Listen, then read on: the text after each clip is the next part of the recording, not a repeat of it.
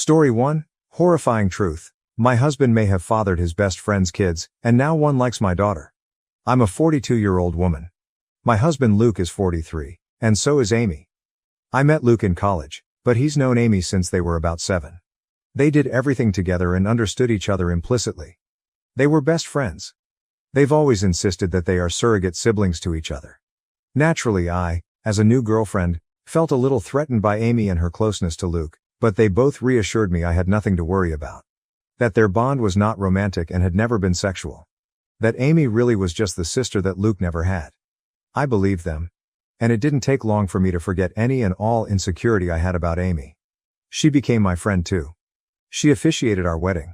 Luke and I have built a wonderful life together and we always had a strong relationship. After we got married and moved in together, we still saw a lot of Amy, and I was fine with that. I've passed many a night on the town trying to help Amy find a man, as she has always lamented how she is unlucky in love. Luke and I started to have children after we were married, and at around the same point, so did Amy. For further context, my children are Sophie, 15, Owen, 12, Louise, 10, and Carter, 6. Amy's children are Tom, 17, Kaylee, 14, and twins, Adam and Jenna, 9. Now Amy was not in a relationship at this point. She was not married. As far as I knew, she was dating, but not consistently. As Luke and I had more kids and our family grew, periodically Amy would find herself pregnant as well. It happened a few times, and Luke and I never knew anything about the fathers in question. I kind of assumed that maybe Amy was sleeping around and not keeping in contact with her one-night stands. Luke agreed this was probably the answer. While I did ask each time if Amy knew the paternity, she always said no, and she didn't seem that worried about the idea of raising kids on her own, so I didn't pester her. Of course, she had us to support her, so there was that. While Amy never asked for any help, of course Luke was never going to let his best friend struggle to stay afloat when she had children to raise. Financially, we are very fortunate and privileged. I have a job that pays handsomely, and Luke also had wealthy parents who already knew and loved Amy, so they were happy to provide for her. My in-laws defy all stereotypes. They are the kindest and gentlest people. So we were able to support Amy. To get her somewhere to stay with her kids. People might be tempted to call her a leech, but I never saw it that way. None of us did. She needed help and we could provide it. I also know people are going to criticize her for her lack of responsibility and question why she never used more reliable birth control. Honestly, that is a long story that I don't want to get into because even I don't fully understand her reasoning, but it was quite important to her that she never be on birth control and that whatever came of that choice, she would accept. It wasn't religiously motivated, I know that, but it was that degree of significance to Amy. She really did not want to take birth control. She's explained it to me more than once, but I'm still not clear on why. Of course, Amy being Luke's best friend since they were kids, it's not unreasonable that sometimes they hang out together while I'm not there. Hey, that's fine. Sometimes I hang out with Amy one-on-one as well, though Luke does it more. She was his friend first. This included him going over to where she was staying and at times, sleeping over there. Was I a fool to trust him and believe nothing was going on? Perhaps. But for years, they presented as being buddies. Like siblings. I didn't pick up on any vibes between them, not ever.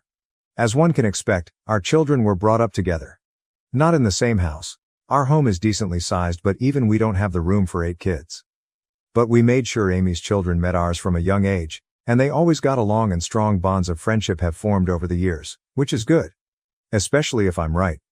And they share blood. I've been dawdling getting to the main point. Yes. I have come to suspect that Luke fathered at least one of Amy's kids, if not all of them. Frankly, I do suspect they are all his. I would never have believed my husband to be capable of such a thing, and he's given me no indication that he is the unfaithful sort. But he does spend a lot of time with Amy, and I have to confess I cannot remember seeing her with any real boyfriend over the years. She would talk to men at bars and parties, I would try to be her wingman, and so on.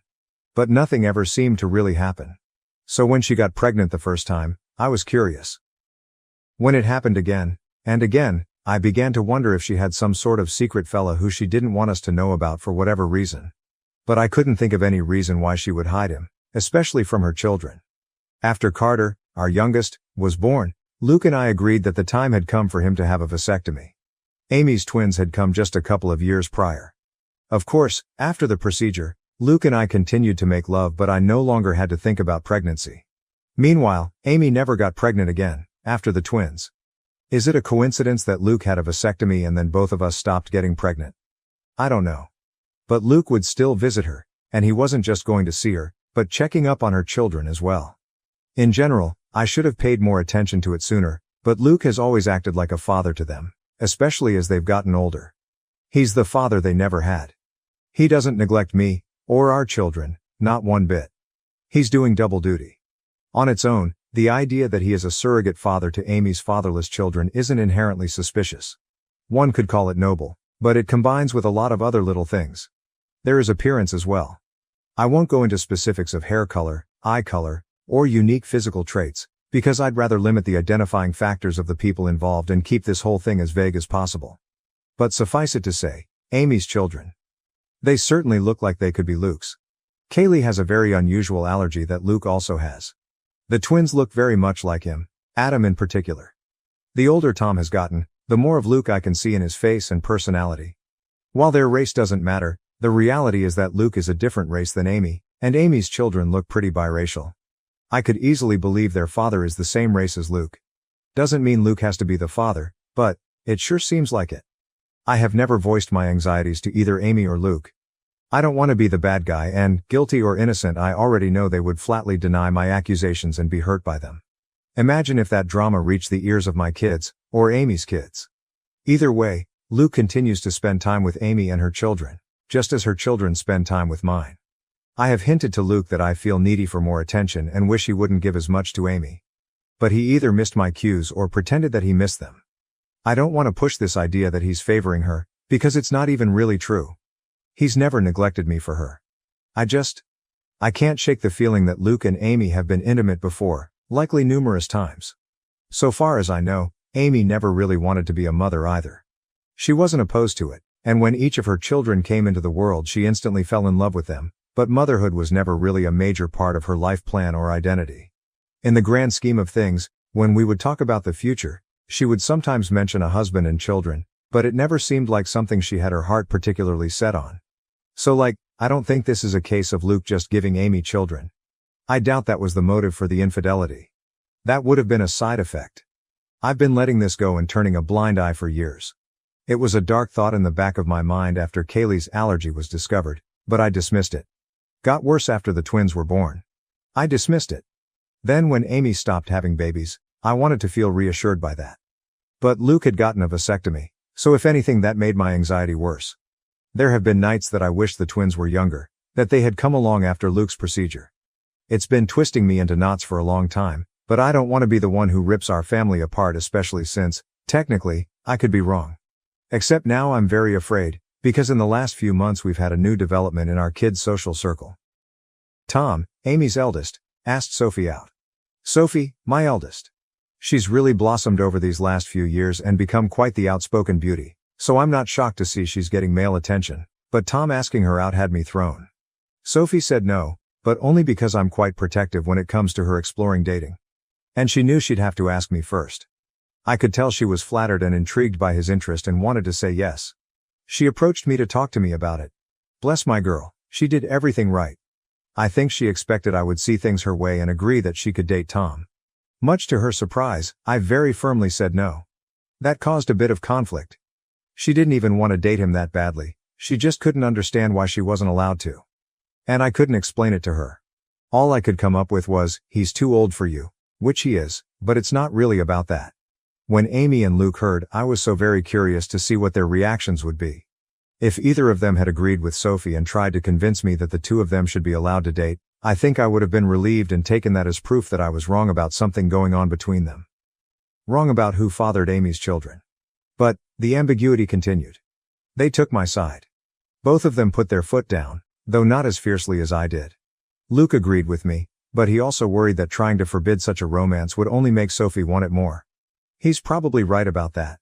Amy seemed more apathetic to the idea. She didn't want Tom to date Sophie either, and she backed me up, but I don't know. She just wasn't taking it as seriously. She seemed to think it was a fleeting crush. Well, it wasn't. In the months following those conversations, Tom would spend more and more time with Sophie. They would be alone, or with other friends, any time they possibly could. It's become abundantly clear that Tom is crazy about Sophie and wants to be with her. And he definitely wants to be physical. I've been watching them like a hawk and noticed his eye wandering many times. And while I'm doing everything I can to kill this budding romance in the crib, I also am feeling somewhat powerless. Sophie hasn't outwardly defied me, she's still just hanging out with Tom, as friends. So forcing them to stop spending time together would be unreasonable, and probably encourage more sneaking around. But I'm so afraid that they're already doing that. My nightmare is that they're secretly dating, and doing God knows what when no one is looking. I've observed Tom being rather handsy with Sophie, and she presents no objection whatsoever. And I just don't know what to say. I had considered trying to convince Sophie that Tom is like her brother, but if she doesn't see him that way, I don't really have the power to rewrite their emotional dynamic or the history of their friendship. I always saw Amy and her children as being like family, but my kids might see Amy's kids more as best friends. The problem is, of course, that if my husband has indeed been carrying on an affair over the years, and I'm right about the paternity of Amy's children, then Tom and Sophie cannot be anything more than friends under any circumstances. End of discussion. It can never happen. I feel powerless to stop it though. Luke has apparently talked to Tom about this, as has Amy, but he is unrelenting and he won't give up on Sophie. I think she enjoys that attention and devotion. Tom has also confronted me and asked why I'm so against this when I know him very well and I know he would be good to Sophie. I didn't know what to say other than to fall back on her being too young for him. But that won't work forever. If God forbid they're still attracted to each other in a few years, then they'll pursue this with abandon, and once they're legal adults, there's nothing I can do about it. Amy and Luke agree with me that Tom cannot date Sophie, but that's all they've really done. They feel just as powerless as me to prevent teen love. It genuinely feels sometimes like they've just given up and will bury their heads in the sand about this. Just do nothing and hope the feelings pass as Tom and Sophie get older. Which, yeah, they're in high school. It's unlikely Tom will be in love with Sophie forever. But my fear is that she'll let him do something intimate with her before that time comes, something neither of them can take back. I am this close to opening a door I cannot close, this close to screaming at Luke that all this wouldn't be happening if he hadn't cheated on me these many years. If he hadn't been all but raising a second family with his surrogate sister behind my back. Now Luke's son wants to fuck our daughter, his actual sister, because as far as he knows, she's just his childhood friend. And it's all Luke and Amy's fault for what they've done. If I speak up, everything gets blown to hell. On the off chance that I'm wrong, I'm a horrible monster who accused the love of my life and one of my closest friends of doing something horrible. If I'm right, it still tears our entire structure apart. The family and social unit we've become over the last several years is gone, and everyone will be stressed and upset even if Luke and I don't divorce. If I do nothing, Sophie's eventually going to sleep with Tom and be his girlfriend. And I'm low-key terrified it will happen sooner than later, or worse, that it's already happened under my nose. I hope to hell this relationship fades as they mature, but what if it doesn't? What if they wind up being together for years? What if they marry, want to get pregnant someday? And if I tell Sophie the truth about Amy's kids, then everyone else finds out too, and that's going to ruin so many lives. It would shatter my kids' perception of their father, and their Aunt Amy. Luke is Owen's hero. I don't even want to think about how much this would hurt him. And what about Amy's children? They are innocent. They didn't ask for this, they don't control where they came from, and I don't want to hurt them. Admittedly, I'm not happy with Tom at the moment. A week ago I saw him put his hand on Sophie's butt and I wanted to knock his teeth out. But even he doesn't deserve to be burdened by the knowledge that it's his half-sister he's been fantasizing about. It's all so fucked up and I don't know what to do. I've been looking the other way and letting my husband and his best friend insult me for such a long time now. I thought I could live with it. But this business with Tom and Sophie has me distressed. Update #1, Sept 5, 2024. Reddit won't let me post a link, so you'll have to find the original post on my account page. Sorry for the inconvenience. I could summarize the original, but these posts are already quite long as it is, and frankly, the TLDR is in the title anyway. So here goes. First of all, wow. I did not expect my post to get as much traction as it did. I was half worried that someone in my family or social circle might find it, especially when someone alerted me that the post had been shared to Facebook. But, as far as I can tell, no one in my family has seen it. I want to thank all of the kind commenters who wished me well. To those who were more frustrated with my indecision, I get it. But I was operating with an uncertain situation and the stakes were incredibly high. I feel like no matter what choice I made, something could and likely would go wrong. I've spent the last 5 years imagining different scenarios based on different ways I could go about this if I ever decided to act on it. To everyone who was clamoring for an update, I have one for you. I previously said that I was going to do a secret DNA test, that I had decided on that course of action. In the end, I couldn't go through with it, and now I am regretting that, because the window to do so has essentially closed. I just felt like it would be out of line for me to do that to another person's child behind their back. Ethically, it was dicey. I've since consulted with my lawyer, as many commenters suggested, and she advised me against doing so, because no matter what the results were, it would make me look bad in a potential divorce proceeding. But I really wish I had done it anyway, and just not told anyone. Because I really, badly need to know, and I still don't know for sure. Likewise, I wanted to tell Sophie in confidence, but the more I thought about it, even that seemed over the line. Like I had no right to plant such ideas in her mind about her father without even talking to him first. So what I ended up doing was confronting Luke and Amy. Many comments suggested this as well. I finally told both of them that we needed to have a serious talk. It felt counterproductive to approach just one of them, because I figured they would tell the other about what happened in their own words before I could prepare my own. I wanted them both to hear what I had to say. Once all the kids were at school, I laid down all of my suspicions and the reasons. I made it clear how much I love both of them, but a combination of clues had led me to notice the similarities between Luke and Amy's children, and I didn't even list all of them in the original post. For example, Luke has been a sleepwalker in the past. So have Sophie, Tom, and Adam. I said over and over how much they meant to me and how I didn't want to believe it, but the thought had crept into my mind in the past. How I had dismissed it before, but now, with Tom and Sophie having crushes on each other, it became necessary to pose the question. So I asked if they had ever crossed the line. If Luke had ever been unfaithful. If there was even the slightest possibility that any of Amy's children were his. I was just trying not to cry. Well, they reacted exactly as I would have expected. Their responses were perfect and so very well rehearsed. I genuinely can't tell if it was honest emotion or powerful gaslighting. Amy was more upset than Luke, or at least more outwardly upset. She was angry, offended at the accusation. Luke just seemed heartbroken by it. Maybe they were just acting, but I don't know. Somehow they had reasonable responses to all of the points I brought up. They asked questions I didn't know how to answer.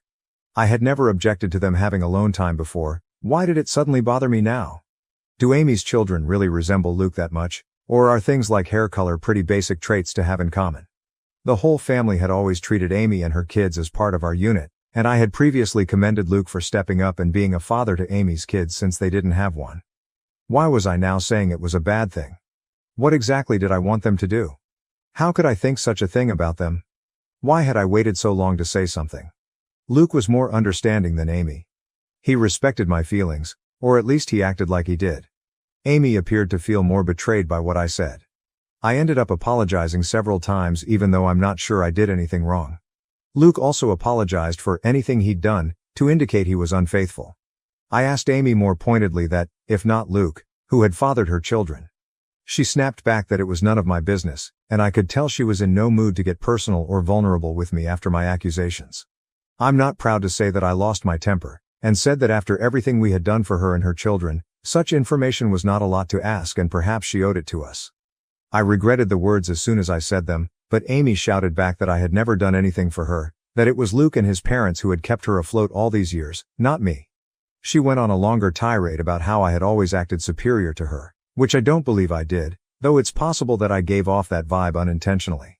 Luke did his best to calm her down, but the room was still fraught with tension.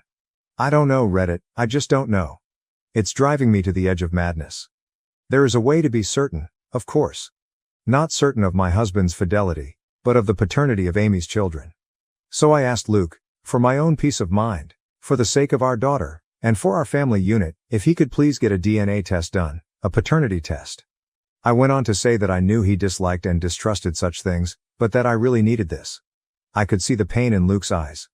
Maybe it was an act, but he did seem genuinely hurt that I was asking for this, that him giving me his word that he had always been faithful was not enough for me, but he very reluctantly agreed to participate in a DNA test. Unfortunately, Amy did not, and that's where we hit a roadblock. I was afraid of this. But Amy was infuriated at the whole concept and told me in no uncertain terms that I would not be getting samples of her children's DNA and basically told me to fuck off for asking, several times in several variations. I pressed Luke, and honestly he was a bit useless but probably right. He tried to convince Amy but she wouldn't hear of it, and he kind of shrugged to me when I pushed him for further support. Because he can't force her to get the test done. If she refuses, that's really a dead end. Trust me, it is. I looked into this quite a bit and consulted with my lawyer. The problem is, Luke could, in theory, petition the court to demand a paternity test for Tom and the others. The issue is that, to do this, he'd essentially be claiming he slept with Amy and he believes her children to be his. That would be the version of events he'd be maintaining. But Luke has staunchly insisted that nothing ever happened with Amy. That he never cheated on me. Whether or not he's being honest about this is another story, but he'd essentially have to go on record and make a claim that he isn't prepared to make. He is quite certain the children aren't his and he has no intention of fighting for custody of them. So no judge is going to compel Amy to submit samples of her children's DNA. Tom is also old enough that his consent would be a factor. If both he and Amy refuse to participate in the test, it's unlikely that Luke would have a case. He'd have to target one of Amy's younger children, like say, one of the twins. But he doesn't want to do that. He doesn't want to take his best friend to court to prove something that, in his words, he already knows isn't true. Luke is asking me to please just let this go and trust him, because pursuing this will fracture everything. And according to my lawyer, it's not realistic anyway. For Luke to establish paternity, he would need to admit to an affair in the first place, and he's not doing that. And if he did, that would pretty much be all the proof I needed to be certain. Even if I'd need more in a court case. I pestered him further about Tom and Sophie. Insisted that I didn't want them dating. Luke agreed, and apparently Amy still agrees. Luke plans to have a talk with Tom and activate protective Papa Bear mode. Among other things, he's going to remind Tom that in a couple of months when he turns 18, him being intimate with Sophie will literally be a crime. I wouldn't actually press charges against him as I know he'd never do anything against Sophie's will, but I'm not above implying the threat. Thankfully, Luke isn't either. I did ask him if he'd be open to potentially swiping a sample of Tom's DNA to do a private paternity test, but he was very hesitant about the idea. Like me, he viewed it as unethical. He also pointed out that if we were to do this and Amy found out, it would mean the end of our friendship with her, most likely. Things are, Luke believes, still in a salvageable state, where Amy and I could reconcile and become friends again. And I can see how much he wants this to happen. But, if I did a DNA test on Tom behind Amy's back and she found out, I think she would hit the roof and I wouldn't entirely blame her. Though I'd be very interested to see the results. Luke ended up going to see Amy and spending the night. I know all of you are cringing and throwing up your hands, and trust me, I wasn't happy about it. That was a very long conversation. But he was adamant that he needed to perform damage control. So they spent the night together. With Luke maintaining that nothing happened. I did not sleep a wink and I kept texting him for updates. So far as I can tell, Amy will cool off, but she needs a little time. Luke and I talked things over when he came back the next morning. It was an emotionally fulfilling conversation and we ended up agreeing to take the kids, our kids, not Amy's, to visit their grandparents for a few days. It was an impromptu visit, but we've done it before and they were delighted to have us. I just really wanted our family to spend some time together away from Amy's side of the family, so to speak. I always love getting to see my in-laws. I'll refer to them as Jim, M75, and Kat, F67. I know Reddit is famous for stories about the MIL from hell, but in my life that couldn't be further from the truth. I feel safe with them. To the point that when they took notice of how distant Luke and I were from each other, I finally relented and confessed my fears. I told them of my anxiety that Amy and Luke were having an affair, and that Amy's children might be his. Here's where things got a little bit interesting. When I told them what I was feeling, Kat just gave Jim this pointed look and did a big dramatic sigh. So it turns out, Kat has had similar misgivings to mine and genuinely suspected over the years that Luke and Amy were closer than they'd ever admit, that they had crossed the line in the past. Jim, on the other hand, simply refuses to even consider the idea. He has always insisted that Kat is seeing things that aren't there. He maintains that Luke and Amy are like siblings, and would never do such a thing. Kat thinks his stance on this is naive and that even if she and Jim had taken Amy in and loved her like a daughter, that didn't mean Luke viewed her as a sister or that she viewed him as a brother. But Jim just continued to insist that this is what they are and had always been. I could tell that he and Kat have already had this conversation before, and they kept going in circles, with Kat getting exasperated. She pointed out that, surrogate siblings or not, Luke and Amy were not actually brother and sister, so nothing was stopping them from being physical together if they felt a mutual attraction. At that point, Jim just sighed and walked away from the conversation. So yes, Kat has privately wondered if Amy's children weren't fathered by Luke, which is part of why she has always treated them as her grandchildren. Which was never something that I minded, to be clear. I also don't mind that Kat never voiced these concerns to me. She had no proof, and she saw far less of Luke and Amy's closeness in our adult lives than I did. As for the kids? They're doing all right. I don't know what Amy told her children, but I think the general consensus, the official version of events, is that Amy and I had a fight and need a break from each other. That's what Luke and I told our children, and when pressed for more information, Luke did defend me and shut down the questions, saying it wasn't their business. I don't know if Amy kept to that version of events, but my children and her children have each other's phone numbers and social media, so they've presumably still been in contact over the last 2 days. I think my kids would have kept Amy's kids in the loop on the updates, and if Amy had told them anything else significant, they would have relayed that information to my kids. After all, we know Sophie and Tom are very close. I did try and talk to Sophie about that more, but the timing was off, because Sophie rejected my counsel and interpreted my reinforced reluctance as being attributed to my fight with Amy. She maintained that she wasn't dating Tom. To what degree that's actually true, I don't know. But she was going to remain close friends with him, and while she isn't usually a disobedient child, she made it very clear that she was putting her foot down on this one, and to be fair, I can't really justify trying to separate them or forbid them from being friends. They've known each other for years. Luke has my back on them not being allowed to date, but he wouldn't have my back on them not hanging out anymore. Update #2, Sept. 6, 2024. I didn't expect to have another update so quickly, but after posting my first update I did a lot of thinking about my kids. I ultimately decided that whatever else happened, I needed to warn Sophie about the situation, and do so immediately. To hell with Luke and whatever that meant for him. To hell if that meant all of the kids learned of the situation. She needed to be aware of what she might be getting herself into, so I discreetly kept her out of school. We went back home, to our home, last night, and this morning, I dropped everyone off and saved Sophie for last, before driving right past her school and telling her that we needed to talk. Always a frightening thing for a teenager to hear from a parent, but I was quick to establish that she was not in trouble, but she needed to know the truth about why Amy and I were fighting, why her dating Tom was out of the question. I very gently explained that because of Luke's closeness to Amy and Tom's resemblance to him, I had come to suspect that perhaps Luke and Amy were intimate at some point over the years. If that was true, and there was any chance Tom's father was actually Luke, that would be a significant problem. Sophie was quiet during all of this, and even after I had stopped talking to let her respond, she paused for quite a while, before she finally said that we needed to get Tom and discuss this with him as well. I had no objections, so she texted him to meet with us. They're both skipping school today, but Sophie gets straight A's and this is extremely important, so I looked the other way. Tom came to meet us and Sophie had me relay what I told her to him as well. I apologized to him for any indication I might have given that I didn't think he was good enough for my daughter, and to both of them for not telling the truth sooner. Tom and Sophie just gave each other this oddly knowing stare. And read it, that's when they blew my mind. Sophie spoke first, with Tom backing her up. They revealed to me that in fact, they had already known about Luke and Amy, or at least they had strongly suspected. Apparently Tom has overheard conversations that are questionable, as well as overhearing the sounds of sex from Amy's room, sounds he would just as soon forget, but all signs point to Amy's lover having been Luke. Tom had wondered for a very long time, and back in January, he finally voiced his fears to Sophie. She agreed with them. She could also see a strange sort of closeness between her father and his mother. They agreed that Luke was likely having an affair. They agreed that, because of Kaylee's allergy, Luke might very well be her father. And if Kaylee was Luke's daughter, the rest of Tom's siblings could be Luke's as well. Tom could be Luke's kid himself. The math led them to the same places as me. So Sophie and Tom came up with a little plan. As it turns out, they are not in love. They never were. They're still just best friends.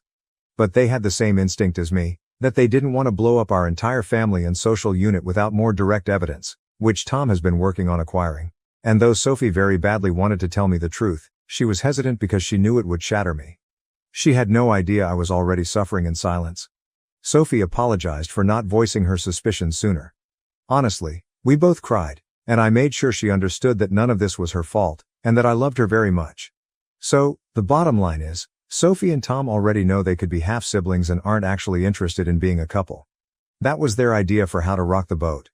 To force Luke and Amy to do something about the situation rather than just keep making a fool out of me. I also think it was Sophie's way of punishing them for their affair. Teenagers can be vindictive. So they concocted this idea that they wanted to date.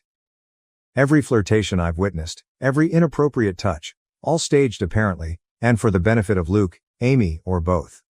This was supposed to make them sweat and Sophie, Tom expected they would jump out of their seats to forbid it from happening. When I was the one who did instead, that kind of threw the kids for a loop. They couldn't understand why I cared more than the actual cheaters. They began to suspect that maybe I knew. Tom confronting me that one time about, why can't I date Sophie, was him trying to gauge if I knew or not. Maybe I shouldn't be surprised. Sophie and Tom have always been close friends and confided in each other. Maybe I should be a little more concerned at how sneaky they've been, but honestly I'm just so relieved they're not dating. Sure, they could be lying to throw off the scent, I guess, but they apparently already knew that they're likely related. They didn't blink at all when I told them. We even had a bit of a laugh together when Tom mentioned how he had been a little offended that I was so against him dating my daughter before. I kind of jokingly asked him, "So you don't think she's gorgeous?" And Tom, bless his heart, shrugged it off. She is. But so is my English teacher, and I'm not asking her out either. Either way, the question now is, where to go from here?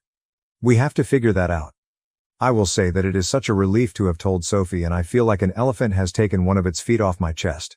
Having her in my corner, and Tom in my corner as well, means a lot to me. And even though I basically just got it absolutely confirmed that Luke is sleeping with Amy, I kind of already knew that anyway. So now it's just a question of how to proceed. Tom has already volunteered to submit his DNA so I can compare it to Luke's, and both he and Sophie advise me not to tell Luke and Amy when I do this, which I agree with. They're both completely on my side, which means more to me than I can ever express to them. Tom has also been trying to set up a camera in Amy's room to catch her and Luke in the act.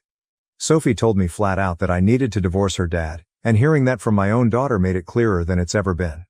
She's right. Update #3. Sept 8, 2024. I don't have any DNA test results back yet. That can take weeks. But now that I know Sophie is in no danger of dating a relative, the pressure is off. I'll get into this momentarily, but it frankly no longer matters if Luke fathered the children. I highly doubt my father-in-law is having an affair with Amy. At worst, he might know, or even just suspect the truth about Amy and Luke. But it's also possible that he just refuses to believe they would do such a thing. I've been vague about details for privacy, but to put it very simply, Jim and Amy are both pretty white. Kat and Luke are not. Had Jim fathered Amy's babies, they would look different than they do. Nevertheless, I do have an update. While a stream of comments have called me spineless and naive, called me a sister wife, as an ex-Mormon, that hits a particular nerve. And most recently, a stream of comments have said my story is fake. Fair enough, it's the internet. But Luke is not the first scumbag husband to have two families. Several other comments have been incredibly kind and supportive, and I really appreciate that. Apologies if I haven't responded to a comment or direct message that you sent. I covered as many as I could, but I was literally getting hundreds, so I definitely missed several of them. First things first. I discussed this in the comments, but our little team has, supposedly, recruited my mother-in-law. I say supposedly, because Sophie and Tom were going to talk to her about getting help with submitting the DNA test, and, at the advice of my lawyer, I am staying out of the process. Officially, I told Sophie not to do it, and she said she wouldn't. Mael hasn't contacted me about it either. Though we have been in touch, I'll get into that more in a moment. The bottom line is that I can honestly say I had no knowledge of any DNA test. Loophole City. Another bit of good news. I was digging through the paperwork in preparation for my divorce, wanting to get a head start against Luke, and one thing that came to my attention is that my name is on the paperwork for our home. Luke's name is not. I was the one who bought the house, and we always planned to add Luke onto the paperwork at some point, but we never got around to it, and eventually the idea was forgotten. It was my lawyer, Paige, who pointed this out to me. And it was like finding a winning lottery ticket on the ground. I don't know where I'd be without Paige. She's a dear friend from college who I reached out to, hat in hand, for help. She's been there for me this past week, not just as legal counsel but as a friend I really needed right now. The thing is, she's not our lawyer, me and Luke. We have our own family attorney who has helped us out of jams in the past. We clashed with our HOA a few years ago, not worth getting into right now. But Paige is a lawyer who specializes in family law and has handled divorces before. Luke remembers her from college and knows she went into law but doesn't know she's a divorce attorney. So I can have her over for coffee like we're catching up, and he has no idea anything is going on. Turns out, he's not the only one who can harbor someone under his spouse's nose under the guise of being a friend. So, on to the update. The last time I looked in Luke's phone was 3 months ago, around the point Sophie and Tom began to go around claiming they wanted to date. I found nothing. While I know how to search for recently deleted photos and didn't see any, my comments taught me how to find recently deleted messages. So, when Luke was asleep, I did just that. Swiped his phone and brought it downstairs, checked recently deleted. I am glad I did, but I also wish I had not, because I'm still reeling from the pain. Sure enough, a conversation with Amy had been deleted. Recent text talking about the conflict between her and me, with Amy describing me as a problem, and Luke trying to pacify her, without defending me at all, to be clear. They both alluded to how they had expected this for a while and just hoped it would never happen, presumably me accusing them of having an affair. While the whole conversation and the fact that it was deleted was sketchy, nothing was actually admitted. So I scrolled a bit higher, to a few days before the fight. Amy's messages got a bit more flirty. Then, I saw it. 5 days before I confronted them, Amy had sent Luke a topless pic. A selfie with no shirt or bra. Guys, I teared up. I knew it was true, I knew it in my bones, but seeing the proof still cut me like a hot knife. Doesn't help that Amy's always had bigger breasts than me. I exited the Messages app and checked Luke's recently deleted photos. Sure enough, the same selfie was there, and others. Amy topless, Amy naked, in various poses to show off. There were pictures of the two of them together, cuddled and pressed close like a couple. In some of these she was naked. In some, they both were. There were videos. Amy sent Luke a video message of herself topless, and I had to actually hear her voice talking to him in a tone that made me sick, about how she was sending him a quick video to help him get through the day. In more than one video she called him her boo, and, hearing her call him that, I almost vomited. Stopped looking at that point, I'd seen enough. For about 5 minutes anyway, then a strange compulsion to keep searching led me to check Luke's laptop. I knew enough of his passcodes to access his iCloud storage and, yeah, basically more of the same. There were letters, long letters between them. I didn't have the heart to read past the first few lines of one of them, but I did read Luke mention our children. There were countless naked topless selfies of Amy. Selfies of them together. Videos where Amy appeared to be masturbating. There were sex tapes, of the two of them.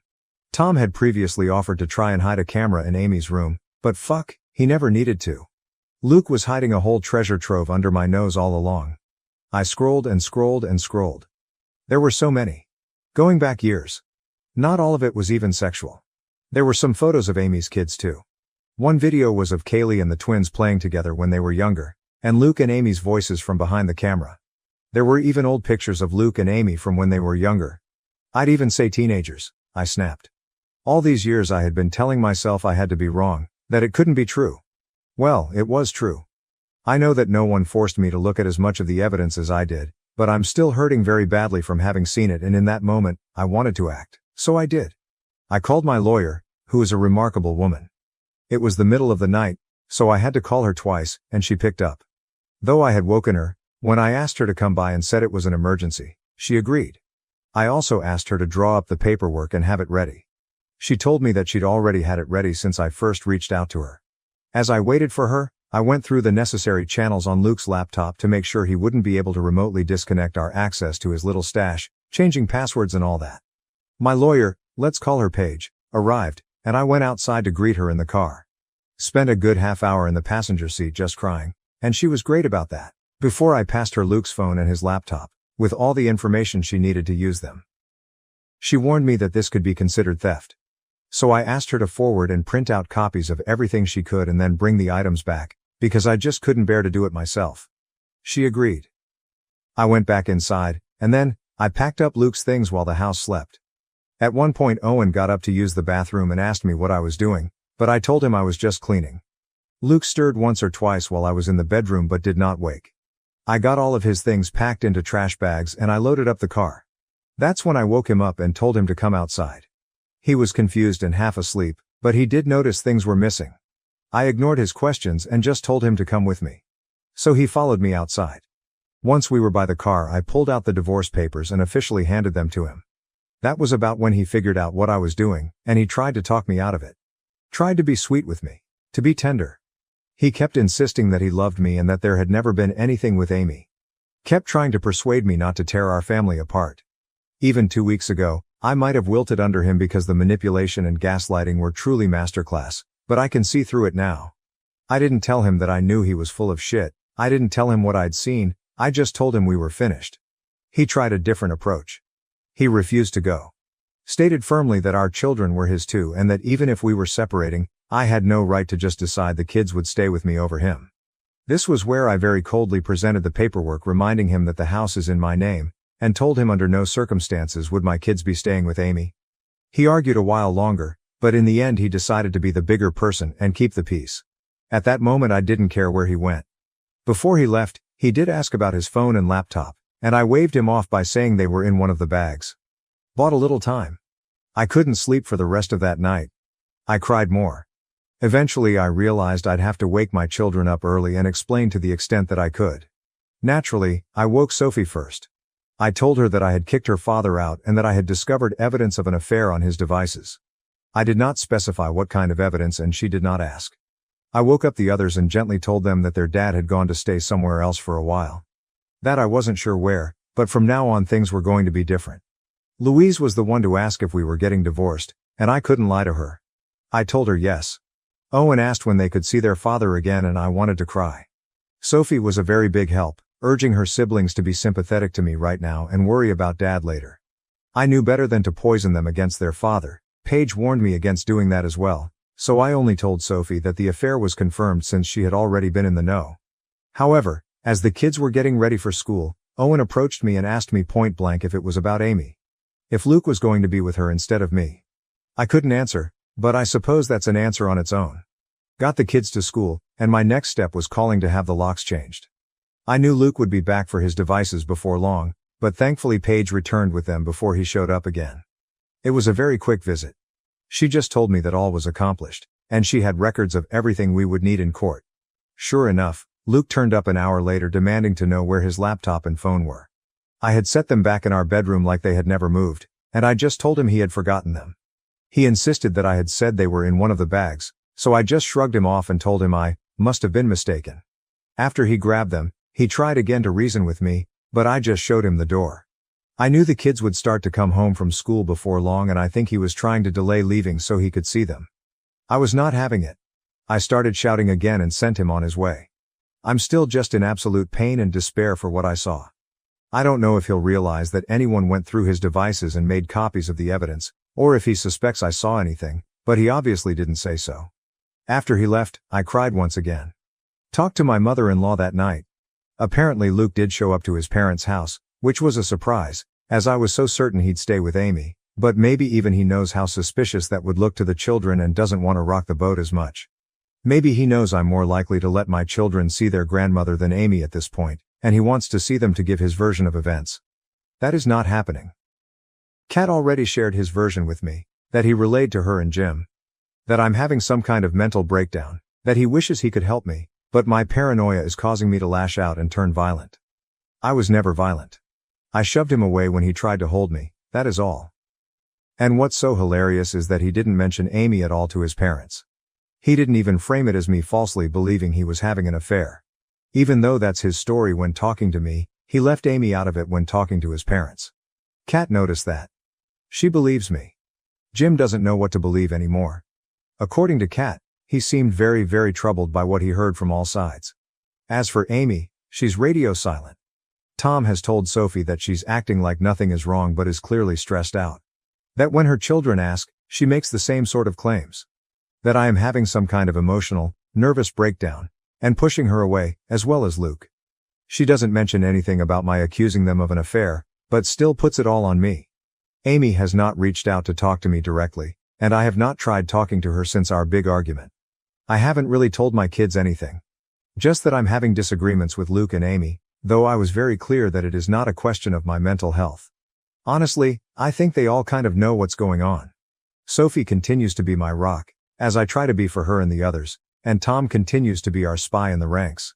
Right now, my biggest regret is the stress that all of this is causing on the children, which I knew it would, but it still needed to be done. My life has fallen apart. But it was never my life. Update #4, Sept 12, 2024, 6 days later. In my last post, there were a number of criticisms toward Paige. You guys will like this update as it turns out, you weren't the only ones who had a problem with her.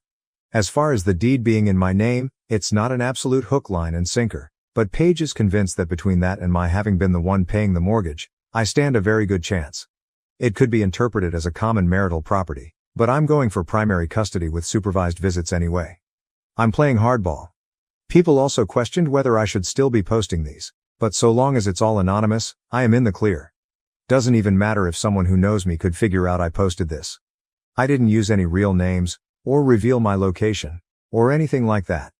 As for the laptop, even Paige admitted that was questionable, but technically I gave permission and she was only doing what I could have easily done on my own. I just really didn't want to go through all of that content. As far as the divorce papers, Paige had them filled out after the very first time I contacted her. My serving them to Luke was ceremonial. She still contacted him later to officially serve him and request his lawyer's details. But before he could respond, I had already done something a little sneaky.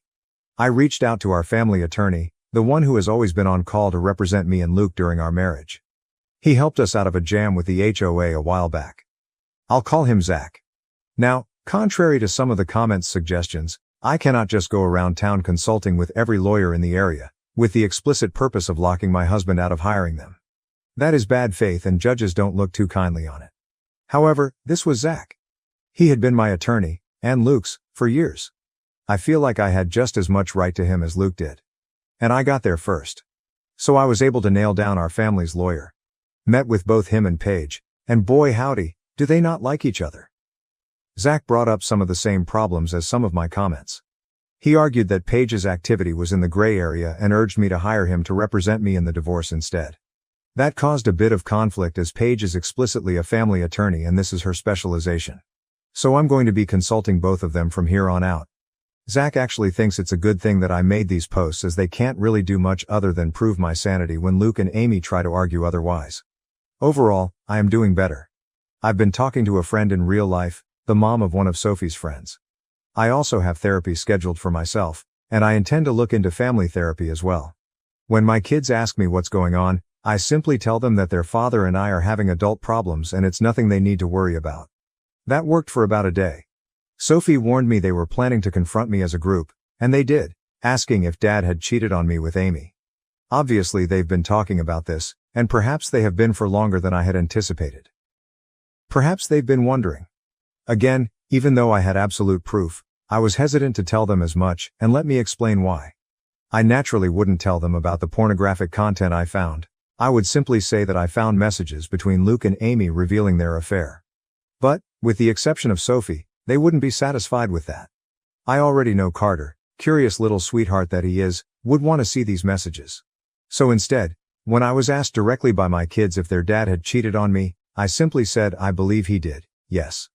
With as much sincerity as I could muster. I think they believe me. Tom and Sophie are texting nonstop, and from what I can gather, there's doubt among Amy's children as well, that this is about me losing my mind, and not about their mother being too close to my husband.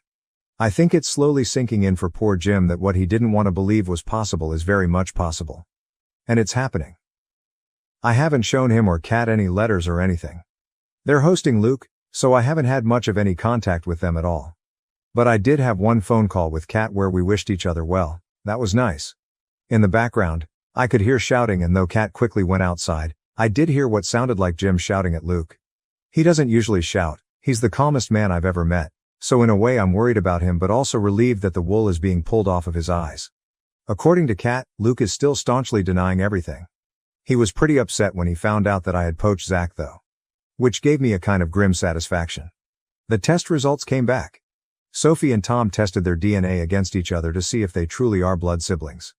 Here's a surprise. According to the test, they're not. They don't share any DNA.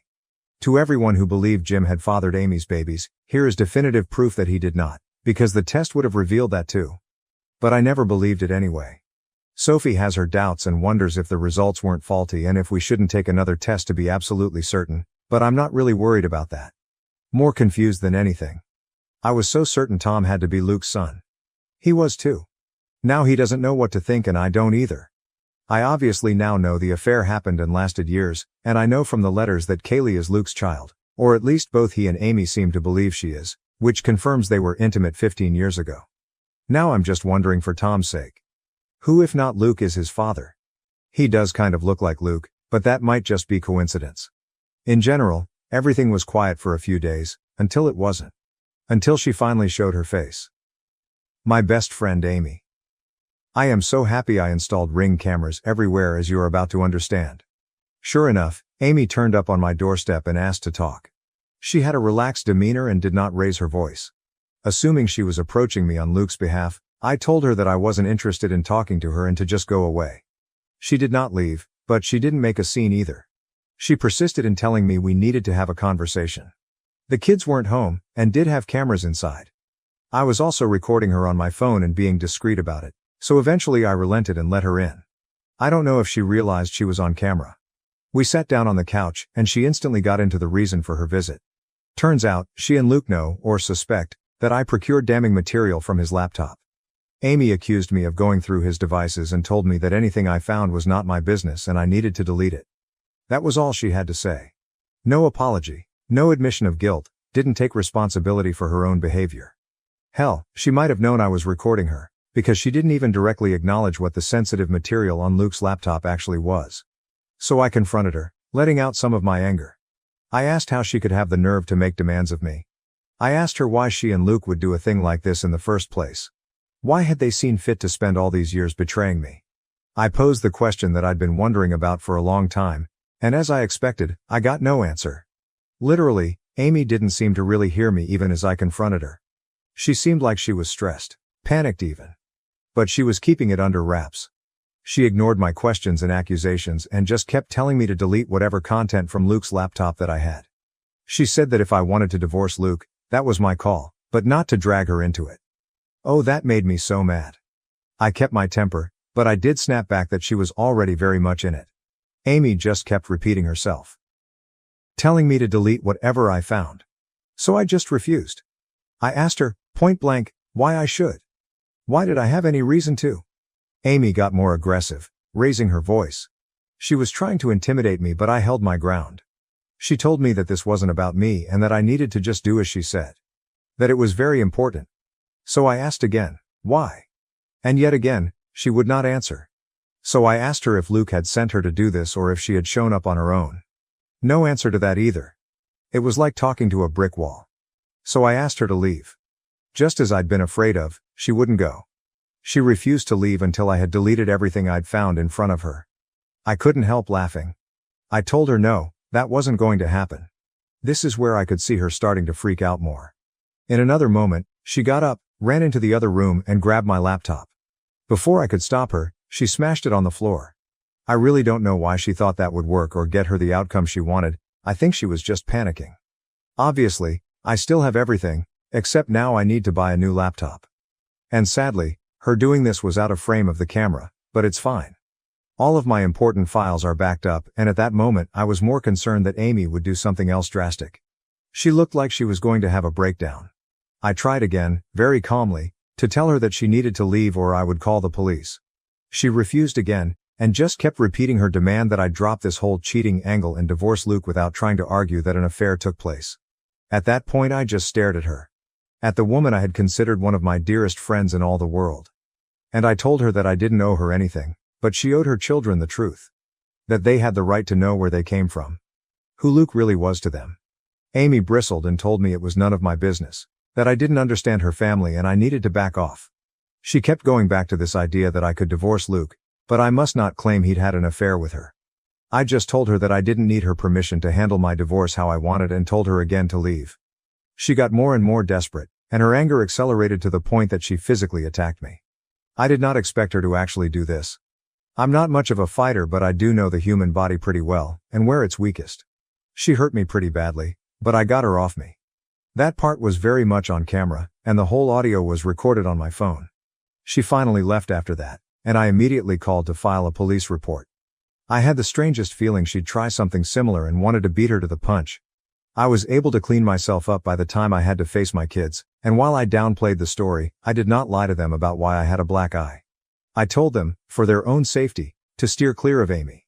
I also sent the footage to Paige and Zach, as well as pictures of my injured state before I cleaned up. They've also printed out the letters that reference Kaylee as Luke's child. I really feel like Amy just screwed herself over on all this. I don't know what her motives were. Was she protecting Luke? Was this his idea? Does she just really not want the world to know she's a homewrecker? Is she covering her own ass? As if people didn't know already. The more of my social circle I talk to and inform of the basics, The more people are confessing that they had wondered in the past if Luke wasn't cheating on me, but didn't have any concrete proof. I suppose Amy doesn't want her kids to know who fathered them, which does line up, but I'm still not sure about Tom. I didn't ask Amy about him in particular. I don't know why you guys are so eager for these updates, but I don't mind posting them. I've never blogged about my life before. I'd imagine it feels something like this. Brief update. September 18, 2024. Hey guys. It's been a rough week. A lot has happened. I don't really want to talk about all of it in detail, so I'm going to keep this short. I know I never shut up, it's just how I am, but I'm going to be much more brief this go around. Luke has a lawyer now. I don't know him. But he met with Zach and Paige. To everyone saying I should have Amy arrested, I probably could have if I had shown the police the video. Instead, I just sent it to my lawyer. Maybe this makes me foolish, but even now, I think part of me is still trying to protect people I once loved and go easy on them. But everything's been on hold for the past few days, because Jim had a heart attack. I saw Luke and I saw Amy, and Amy's kids, at the funeral. It was the first time we were all together since before all this happened. Nobody talked about what's going on, short of Amy briefly apologizing for what happened before. She did seem sincere, I'll give her that. But I wasn't about to call her out anyway. Amy, Luke, and Kat all seemed pretty devastated. I was too. But we all agreed not to argue or talk about the divorce and to just let the day be a ceasefire to focus on Jim. Luke and I had a nice conversation about him. I've been spending time with my kids and taking a couple of days off work. I have enough of them on the back burner. Luke also saw the kids, twice, before and after the funeral, with me present. It went well. At my direction, and Sophie's, they didn't mention Amy, and Luke didn't try anything funny with any of them. I think he does miss them and hate that he can't see them, thanks to all this. The kids are also pretty upset about losing Grandpa, on top of not being able to see Dad as much as before. I don't think any of them blame me, but that's far from the point, frankly. Carter slept in my bed the last 3 nights. I'll get more into this in the future when I have the energy to talk about what's going on in more detail. But whoever suggested that Kat lied about the test results was correct. She never sent them in. She confessed as much to me. I guess she didn't feel comfortable going behind her son's back. But did feel comfortable lying to me to protect him. Until she felt guilty, and she came clean. Under the circumstances, I am not angry with her, but I know better than to trust her anymore. As far as I know, she did not tell Luke about the test, but it means Tom could still be Luke's son. Probably is. My lawyers finished going through Luke and Amy's letters with a finer tooth comb. The bottom line is, they definitely found what it was that Amy didn't want me to see, and I now completely understand why she was so panicked. It has to do with why Amy and Luke didn't marry conventionally. They did something very bad. But this is genuinely something that I'm not sure I should be talking about. Even on an anonymous internet post. I haven't even been able to collect my feelings about what Amy and Luke have done, especially with everything else going on, so I don't know if I should be more explicit. I'm sorry, I know that's not what anyone wanted to hear, but please try to understand. Paige agreed with me, that when in doubt, don't post it. I've told my lawyers to put a pin in it for now because I'm in no fit state to figure out how to proceed with it or if I should use it against them. I'm just feeling like shit, honestly. It's difficult not to blame myself for Jim. I can only imagine Luke and Amy are blaming themselves too. I know they're bad people. I don't forgive them. But this tore them apart as it did me, and I think all 3 of us feel like the divorce stressed Jim out to the point where it may have contributed. He already had heart disease. And in particular, I blame myself for showing him what I showed him. I showed him proof of the affair shortly before he died. I'll be carrying that with me for a very long time, even if I shouldn't. Update 5, September 28, 2024. Hey everyone. This may very well be my last update for a while. I'm in therapy now, as are my children. And from what I hear, Amy's children are as well, so that's good. So I should probably be focusing on healthier ways to expel my feelings. Nonetheless, I have talked to my therapist about these posts, and according to her, venting anonymously online can be healthy, up to a point. If I do talk about my life again, I may do it in different subreddits or something, I'm still not sure. I have also met with the judge now. Many were worried about how these posts might come back to bite me in the ass, legally speaking. The short answer is that they won't. The long answer is that because they're anonymous, there's technically no risk of defamation or slander. I've changed enough of the meaningless details and given everyone fake names. The posts aren't going to be relevant in the case, and I'm clear to keep writing them if I so choose, so long as I don't discuss the details of the actual case itself. Though I think the judge would prefer I just stop writing these altogether, one of the reasons I may do so. Without divulging the specifics, I went ahead and reported what I had learned and all hell broke loose. I knew I had to do so because Amy and Luke had changed gears after Jim passed. They began to make the case that Luke and I had always had an open marriage. That there could be no such thing as an affair, and any instances of Luke sleeping with Amy could not be counted against him. It is no accident that they chose to do this after we lost Jim. As far as I can tell, he was the only other person who knew about what Luke and Amy did and would have done something about it. Now that they don't have to worry about that, I think they wanted to claim I always knew about the affair and that it was no true affair. When I didn't report them, they must have assumed I didn't know the truth, and they changed their story. But I knew. I reported it, and now they're fucked. Which unfortunately means everyone else found out. There was no way the children wouldn't learn the truth through the grapevine. I told Sophie and Tom personally because I figured they would learn of it anyway. The others did. Tom was pretty shell-shocked. I know I'm just the messenger, but I felt terrible and I wanted to comfort him, but there wasn't a whole lot I could do. Poor Kaylee did not handle it well. I'm told she had several meltdowns, and then tried to run away. I know she tried to run away because she came to our house for sanctuary. And literally, I had to give her back. I knew all the reasons I had to, but I was sorely tempted to give the middle finger to all of them and let Kaylee stay with us against Amy's wishes. But no, I had to relinquish her, and honestly, nothing has been harder than that was. I know it isn't my fault, but I still feel like I betrayed her. Sophie's also been dealing with a lot of anger toward her father, especially after he and Amy forced Kaylee to come back to stay with Amy again. All of this. It hit Sophie and Kaylee the hardest. Luke wanted to see Sophie again and she refused. She wouldn't come out of her room. Technically, I was supposed to let him see her, but she's 15 years old. I told her to come out of her room, she wouldn't. So in my book, I tried. This was after Kaylee's incident, so when Luke pressed me to force Sophie out of her room, I'm not proud to say I shouted at him to leave. My blood was boiling by that point. Throughout all this, my soon-to-be ex-husband and his affair partner are still acting like I'm the bad guy. Luke and Amy are angry with me, and that's putting it lightly. They have no right to be, but they are, or at least they're acting angry. I now have a restraining order against Amy because I was quite certain she would confront me after the fact, and she did. After I reported them, and before Kaylee came over, Amy came to the house while my kids were home, banged on the door and screamed. She was furious with me for what I had done. But I don't know what she expected me to do. I called the police, but Amy was gone by the time they showed up. They were just as useless as last time, to be honest. When Kaylee came to me for asylum, Amy came after her, but I wouldn't let her in until she called the cops herself. I would only let one of them take Kaylee. Amy was not setting foot in my house. I was very clear to explain the situation, but it didn't matter. Amy later smeared me on social media and framed me as a kidnapper. I set the record straight without divulging too much about the circumstances of the situation, which I was tempted to do. Luke also gave me the lecture of a lifetime when I saw him, but I just kept cutting him off and spitting the facts in his face. I don't know if it's been my time away from him, but I'm learning to recognize his bullshit now where previously I fell for it every time.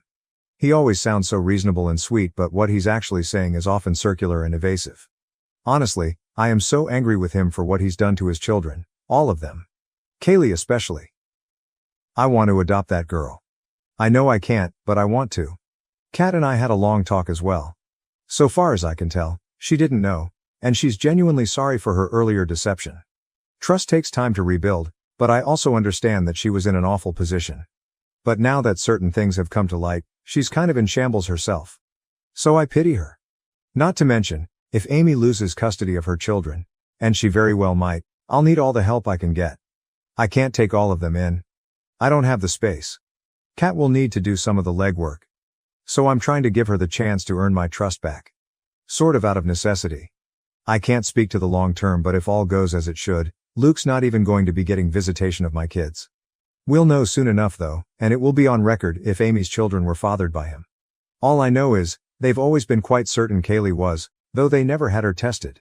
So far as I can tell, Amy hasn't really been intimate with anyone other than Luke for a long time. For the record, Kat is still supporting Amy financially, and by that I mean, she's supporting Amy's kids. I don't mind that.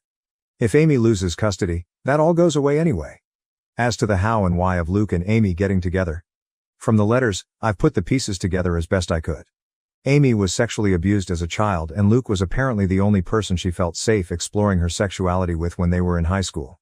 It was a very bad idea, and they both knew the reason it was a very bad idea well before they made that choice. As to the lie about them being surrogate siblings, apparently they always did have that kind of relationship emotionally. But they also did this.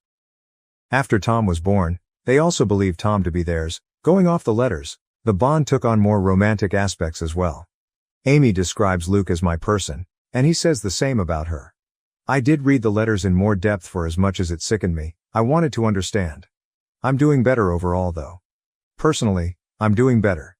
Which makes me feel kind of guilty because nobody else is. My kids are miserable, which makes me miserable, but I know there's light at the end of the tunnel and I want them to see it. Luke and Amy are miserable, which honestly, I'm not gonna say I'm glad about, but I don't know what they were expecting. They've been playing a monstrous game for decades. It was always going to have consequences sooner or later. Amy's kids are miserable, especially Kaylee. I wish I could reach out to her again, but I absolutely can't except through Tom, and he needs to play this carefully. Kat is miserable too. We're all still reeling from the loss of Jim, and honestly the Kaylee incident really tore my heart in half, but I think I'm over the hump and am taking comfort in how I'm actually choosing myself for a change. Update. 6, October 31st, 2024, 1.5 months later, happy Halloween everyone. So, the headline here, which I already discussed in the comments, is that Luke and Amy talked about themselves as half-siblings in the letters I found on Luke's laptop. The timeline is still a bit unclear to me, but Jim had an affair with one of his college-age students and she got pregnant. Years later, her daughter became friends with Jim's son. Amy was abused in her parents' house and everyone in Luke's family wanted to get her out, which they eventually did. At that point, Jim told Luke and Amy the truth. It wasn't until a couple years later that they began to sleep together. As far as recent updates, Kaylee has spent some time in a psychiatric ward. Tom discovered that she had done something very reckless. Social services have also seen fit to remove her from Luke and Amy's care, so she is currently staying with Kat. Amy hated that, and I'm told she raged for some time at the idea that I would poison Kaylee against her and that in her anger, she made some choice threats. I have been advised not to reach out myself, but Kaylee has all my information and I did send her a message promising her that she could always come to me about anything. I think that's more than all right. If she initiates, I will not turn her away. My troubles are not over, and they got worse after the test results came back. Everyone was tested. I finally know the truth now, beyond a shadow of a doubt, that Luke is the biological father to all 4 of Amy's children. After years of wondering, confirmation feels strangely hollow. It changes almost nothing at this point, but it is proof that he was unfaithful to me. Luke is still maintaining that it was an open relationship. I had thought to use incest charges against him and Amy, but that plan hit a roadblock. The 2 of them had mandated testing as well, and at least according to the results, Luke and Amy are not siblings. I don't understand it either. Perhaps Jim was wrong all this time. Either way, I still have proof that they believed it to be true, but they are now insisting that was just a kind of role play for them. Luke also threw a curveball at me by demanding we test my children as well. I honestly hated him for that. They've been through enough as it is. But he is claiming that I also participated in the open relationship and that the paternity of our children will prove it. In particular, he was adamant that Sophie be tested. I couldn't figure out why. But I think Luke must know something I do not, because the test results for Sophie came back negative. They said that Luke is not her father. Then Luke began to claim that he had tested Sophie years ago to be sure. I was certain he was lying, that he had somehow sabotaged the test. But he did submit a DNA test from about 10 years ago and it likewise maintains that Luke is not Sophie's father. Before anyone asks, no, I never had an affair of my own. I never cheated on Luke. I had no idea how this had happened and I could not make sense of it. I requested another test and that has yet to arrive, but with 2 tests already, I'm bewildered and frightened. I don't know how this is possible. Since I was never unfaithful to Luke, I can only assume that something was done without my consent. I have never been sexually assaulted as far as I'm aware. But there were a few nights, back when I used to get drunk with Amy, that someone could have possibly drugged me. What scares me is that Luke tested Sophie years ago. I feel like he knows more about this than he is letting on. I've discussed this with my therapist and my lawyer. I've tried to get to the bottom of it, but I just don't know. I have been upfront about everything with Sophie. I believe Luke is trying to make her doubt me, to drive a wedge between us. I've promised her that I never had an affair, that these results are impossible. I don't think she believes me, completely. But I also don't get the sense that she's angry with me or that she feels betrayed. I think she would honestly prefer it were true at this point, that Luke was not her birth father. The rest of my kids don't know about this part yet, but they probably will soon. Gossip is spreading like wildfire among Amy's kids and my own. I've never been the sort of parent to read my kids' texts, so I'm not sure about specifics. But I'm not going to address this with them unless Sophie gives me her blessing. She was the only one whose results came back negative. The rest of the kids are proven to be Luke's. Kat is not speaking to either of her children, but that's not to say she's giving them the silent treatment. Technically, they're not allowed any contact with Kaylee right now. So keeping distance isn't really optional. But Kat is furious with them both, now that she's seen the state Kaylee is in. She's likely going to explode at them when she next has the chance. I wish I could describe a happy ending for our family, but the trouble is far from over. I'm actually somewhat traumatized by the idea that I might have been assaulted and never known it until now, and if that is indeed the case, I'm not looking forward to the conversation where Sophie finds out about that and about her origins. Anyway, I don't know when I'll next update, but I am taking the kids to a haunted house tonight, so that should be fun. Thank you for watching. If you enjoyed this video, don't forget to give it a like and hit that subscribe button to follow Cheating Love Stories for more amazing videos. Turn on the notification bell so you never miss an update. See you in the next one.